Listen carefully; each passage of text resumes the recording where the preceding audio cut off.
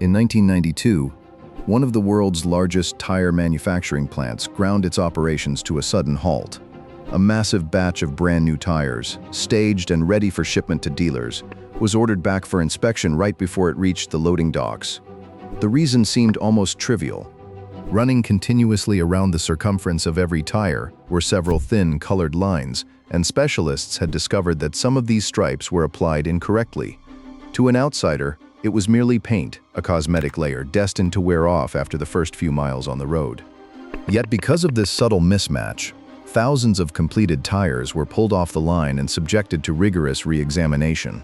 The incident forced engineers to re-examine a question that ordinary drivers had ignored for decades: why paint color stripes onto brand new tires in the first place?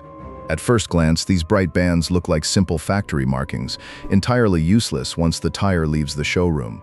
But the true story behind their existence is far more complex than a basic sorting tag or a visual gimmick. What do these colored lines actually signify, and why do so many persistent urban legends still surround them today? To understand how seriously manufacturers treat these color codes, consider a real-world incident that unfolded at a high-speed automotive proving ground. During a routine high-speed stability test of a performance sedan, the test driver reported a sudden critical handling anomaly. On paper and to the eye, all 4 tires were brand new and identical in specification. On the track, however, the car's dynamic behavior diverged wildly from baseline safety parameters.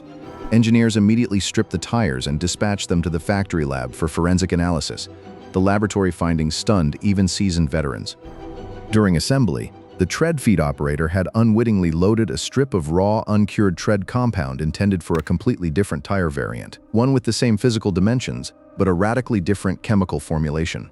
Once vulcanized and cured, both tires shared an identical tread pattern and exterior profile. Internally, however, rubber stiffness and mass distribution varied dramatically. A single, thin-colored stripe was supposed to signal the chemical variance at the raw material stage. But because the stripe was missing from that specific strip, the technician on the assembly line missed the swap entirely.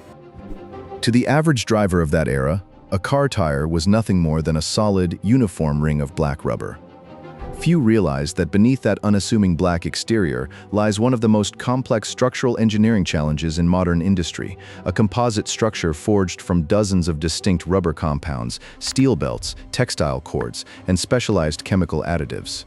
In this system, every micro-component must align to the millimeter. Even a minor deviation risks catastrophic failure under dynamic loads at highway speeds.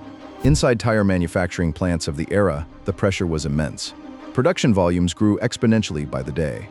Tens of thousands of metric rolls of raw, uncured tread material sat stacked on massive storage racks across the factory floor.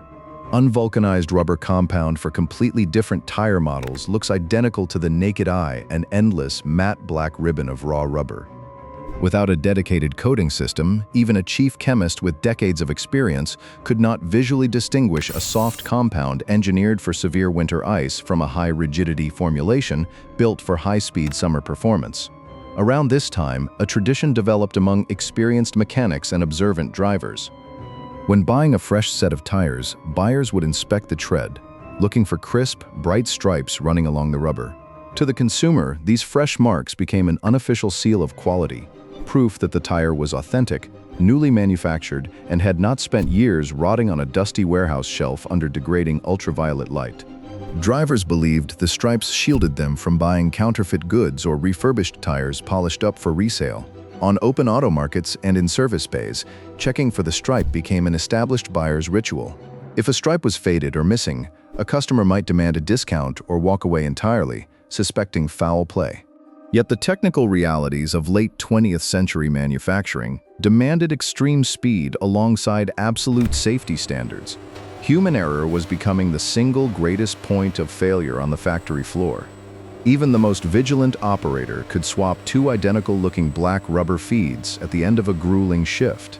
The industry needed a simple, foolproof mechanism for instant visual verification. Colored lines became that unseen safety net, the humble visual key that kept the tire industry from falling into logistical chaos. Still, because tire makers rarely published official explanations for these markings, The automotive world filled the void with speculation. The most enduring myth holds that the color of the stripe corresponds directly to rubber hardness or seasonal suitability. In garages and workshops, drivers argued heatedly that a red line signified a rock-hard compound for blistering summer heat, while a blue or green stripe indicated a soft, pliable mix for sub-zero winter roads. Others claimed the colors encoded speed ratings or designated specific export markets. It was a compelling theory, but entirely divorced from reality.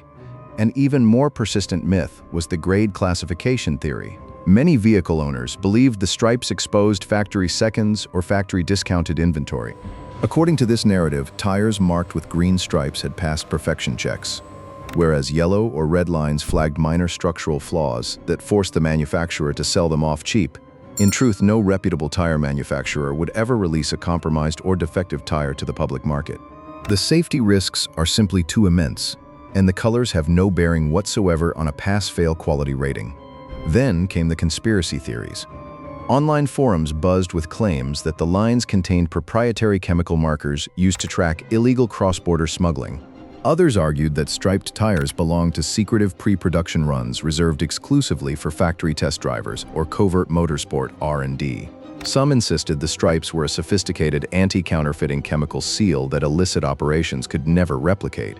While intriguing, these ideas remain purely the domain of automotive folklore. Even theories emphasizing total automation missed the mark. Proponents argued that the stripes were never meant for human eyes at all, but were instead designed exclusively for robotic optical sensors and laser scanners in modern facilities. According to this view, an electronic eye reads the color spectrum on the high-speed line in milliseconds, eliminating human participation entirely. While automation plays a vital role in modern plants, theories claiming humans have been completely removed from the verification loop overstate the reality of current factory operations.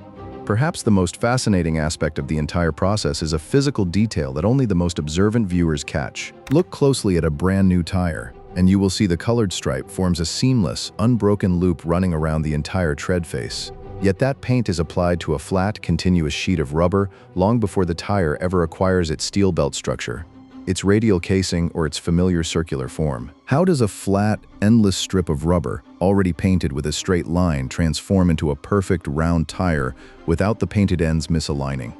The answer lies deep within the physics of modern rubber processing. Historically, tires were built manually from multiple cut sections of rubber, a labor-intensive process with a high margin for human error. The true industry breakthrough arrived with the development of continuous tread extrusion.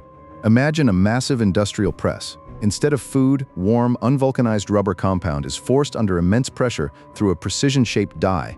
At this stage, the future tire has no steel belt, no fabric plies, and no tread pattern. It emerges as a flat, continuous ribbon of raw rubber. What makes this ribbon remarkable is its internal composition. The extruded tread strip is rarely homogeneous. It is extruded simultaneously from several distinct rubber formulations. The center section utilizes a tough, high-wear compound for road contact, while the shoulder sections use more flexible compounds to protect the sidewalls. This multi-compound ribbon stretches out across hundreds of feet of conveyor lines, retaining its heat and pliability. Along this long line, different rubber formulations flow continuously, preparing to be cut into precise individual lengths. Before a cut section enters the vulcanization press to be cured under heat and pressure, it undergoes relentless quality control. Both automated sensors and human inspectors check profile geometry and compound density every step of the way. A weight variance of just a few grams or a microscopic deviation in thickness can cause severe high-speed wheel imbalance, destroying suspension components over time. Catching a defect while the rubber is still raw allows the factory to recycle the raw material immediately, avoiding wasted components. Once cut to length, these raw tread strips enter storage, and this is where harsh logistics take over. Thousands of visually identical black rubber strips sit stacked side by side on industrial racks, awaiting their turn on the tire-building drum. If a technician or forklift operator loads a tread strip with the wrong compound specification onto the assembly drum, the plant will produce hundreds of compromised tires in a single shift, resulting in massive financial losses and immediate line shutdowns. To fully understand tire markings, one must distinguish between the different visual coding systems used on a finished tire. The colored lines discussed here are applied exclusively to the running face of the raw tread strip. In contrast, The bright yellow, red, or white dots seen on the sidewalls of finished tires serve a completely different purpose. Sidewall dots are applied after the tire has been fully vulcanized and cured. A yellow dot marks the lightest point of the tire relative to its center, helping tire technicians align it with the heaviest point of the wheel rim, usually the valve stem, during mounting.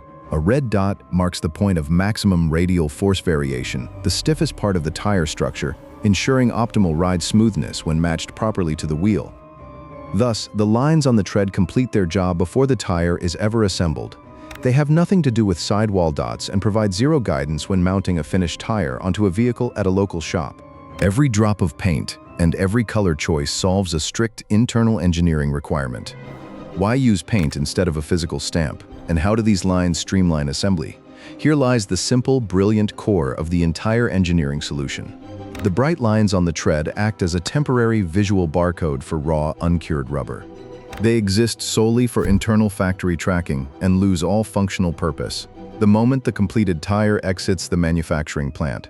Drivers often notice that these colorful stripes wash away after the first rain or scrub off entirely within the first few miles of driving. This too is by design. Engineers specifically formulate a water-soluble, non-contaminating paint applied via high-speed inkjet heads directly as the hot rubber ribbon exits the extruder.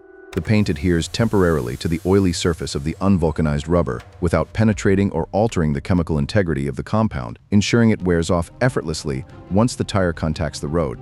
Inside the logistics grid of a tire plant, the scale of the challenge becomes clear. Endless racks of cut tread strips look completely identical, massive arrays of uniform black rubber. Yet hidden within those identical shapes are distinct widths, profile geometries, and specialized chemical formulations. A single white stripe might denote a compound engineered for an economy sedan. A combination of red and green lines might mark a heavy-duty SUV tread. Dual blue lines might designate a high-performance compound for sports cars. The colored stripe is the only high-visibility indicator that allows an operator or an optical scanner to verify a batch in milliseconds. Over the decades, this tracking process has evolved. Where assembly line workers once verified color combinations by eye, modern facilities rely on advanced machine vision. Optical sensors read the stripes at high speed, while predictive analytics and laser scanners check tread profiles on the fly. Robotic arms pick the verified raw strip and lay it onto the assembly drum with zero risk of human misidentification. This brings up another common question among car enthusiasts. Why do different tire brands use completely different color combinations? Is there a universal international standard regulating what each color means? In reality, no global color standard exists. Each tire manufacturer establishes its own proprietary internal coding system tailored to its specific plant layouts and logistics pipelines. A green stripe at one company might denote a compact commuter tire, while at another brand, that same green line marks a commercial van tread. Furthermore, a plant may update its color codes whenever it upgrades a compound formulation, changing the spray program at the extruder so line operators never confuse legacy inventory with new stock. This internal variance disproves any attempt to decode a tire's performance characteristics off a retail shelf based on stripe color alone. Even the chemistry of the paint itself represents a minor engineering feat.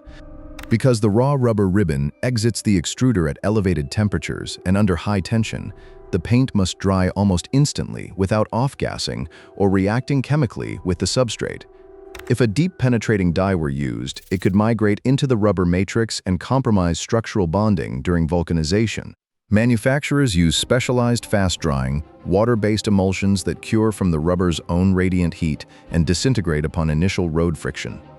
Finally, there is the reason visual lines persist even in state-of-the-art, fully automated factories.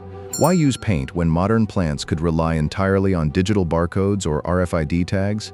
The answer comes down to fail-safe redundancy. Digital scanners can smudge, optical lenses can gather rubber dust, and system networks can experience momentary latency. In those rare moments, a bright physical color line serves as an immediate analog backup, allowing a human inspector to catch a process mismatch instantly just by glancing at the moving line. Every tire mounted on a vehicle has traveled a remarkable path, from a hot, continuous ribbon of raw rubber striped with bright paint to a high-precision, multi-layered composite capable of bearing immense loads at high speeds. That simple line of paint, often dismissed as a random mark, stands as a testament to the intersection of human vigilance and manufacturing precision. For the driver in the showroom, those stripes carry no actionable data about tire life, grip, or manufacturing date. But within the walls of the factory, they remain a vital element of process control, ensuring that every component lands precisely where it belongs.